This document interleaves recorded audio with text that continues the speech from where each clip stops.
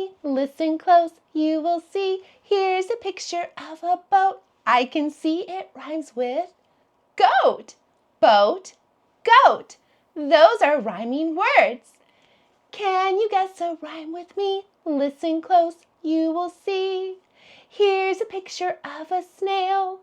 I can see it rhymes with pail, snail, pail. Those are rhyming words. Can you guess a rhyme with me? Listen close, you will see. Here's a picture of a house. I can see it rhymes with mouse. Thumbs up, that's right. House, mouse. Those are rhyming words. Can you help me finish my sentence with a rhyming word? See the rat with the fancy hat. That's right. Rat, hat. Those are rhyming words. Here's a special book of mine. Here's the cover. Here's the spine. When I want to see what's next, I turn the page and read the text. Special, special book of mine. A new adventure on each line. This book is super special to me. It was my book when I was a little, and now I've brought it to share with you. Do you have a special book? Take a moment to go get your special book with your grown-ups' permission, and I'm going to share with you some new parts of a book, and we can look for them together. Okay, are you ready to go? Great! Let's talk about some new parts we can find in a book. The author writes the book. The author writes the book. Hi-ho the dairy-o, the author writes the book. All right, I can find the author on the cover, and I can also look on the title page and find the author there.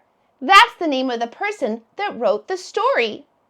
Sometimes you can find the name of the author on the cover, or sometimes you can find that on the title page.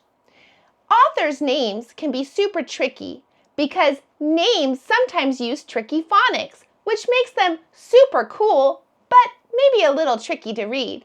If you can't read the author's name, ask someone to help you who can. The illustrator draws the pictures. The illustrator draws the pictures. Hi-ho the dairy-o, the illustrator draws the pictures. We can find the name of the illustrator also on the cover sometimes, but sometimes we also need to look inside the book on the title page, and then we can find the name of the illustrator. Page number tells us where. The page number tells us where. Hi-ho the dairy-o, the page number tells us where. If you want to find a page number, we can look right here, and you can see a number at the bottom of the page. That's the page number. This one says 27, so I know it's page 27. The title is the name of the book. The title is the name of the book. Hi-ho the dairy-o, the title is the name of the book.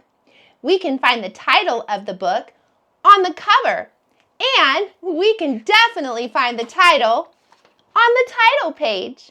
These are important parts of a book that help us when we read. Knowing these parts of a book can help us find our way around when we're reading. Let's blend some onsets and rhymes to the beat.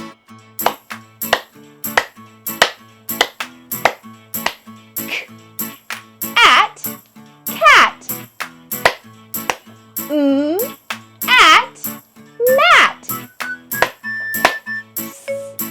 At, sat. Up, hop. Up, bop.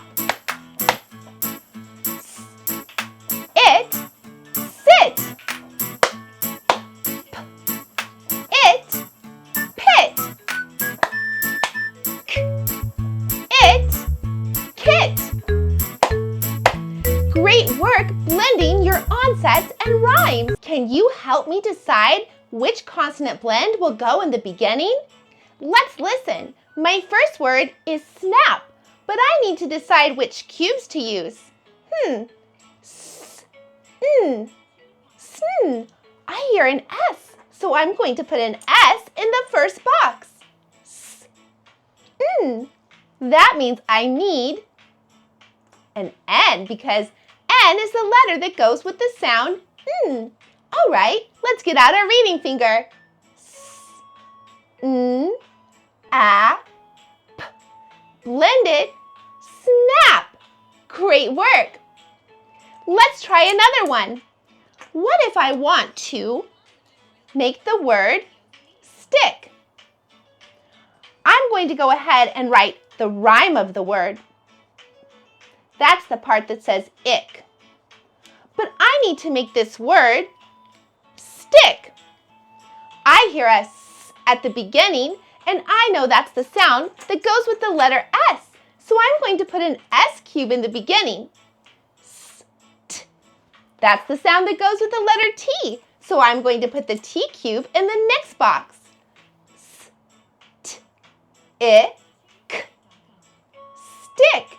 Do you see the CK at the end sharing a box? That's because the C and the K have promised to work together to say the K sound at the end of words. Great work. Our heart word for today is little.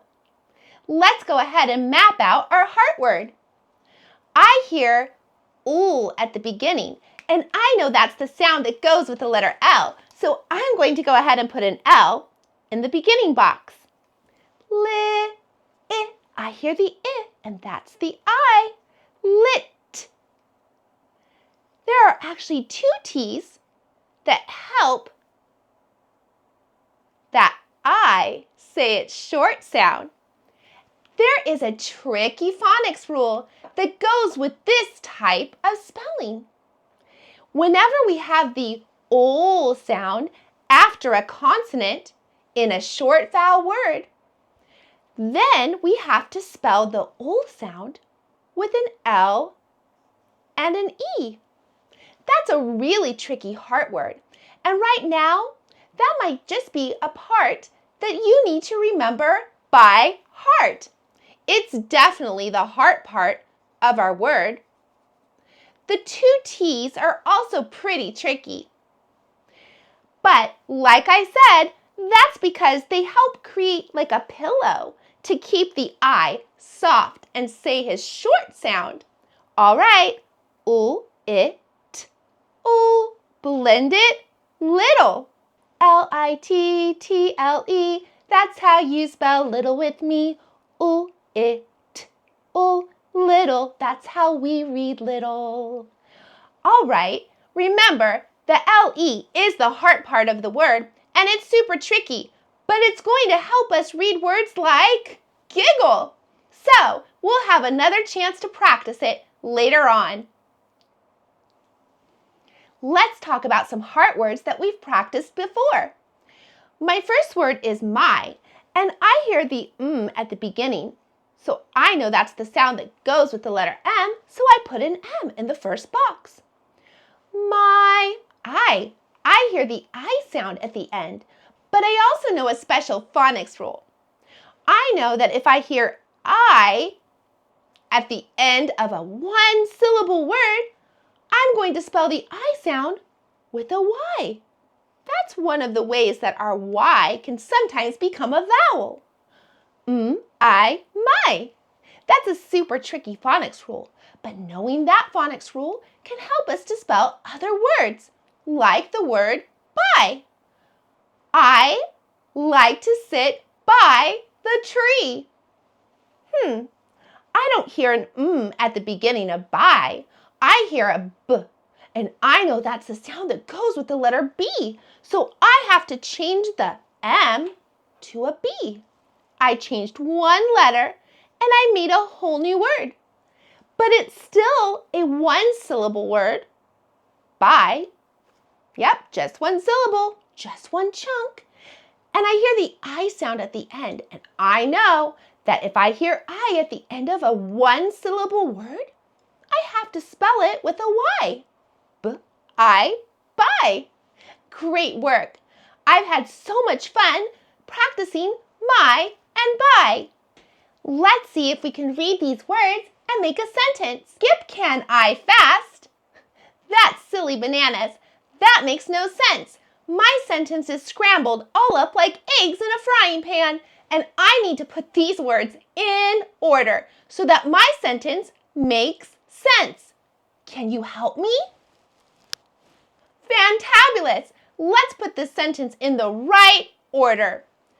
My sentence is, I can skip fast, but my words are not in the right order. Let me see. Let's clap the words in my sentence. I can skip fast. Let's tap it.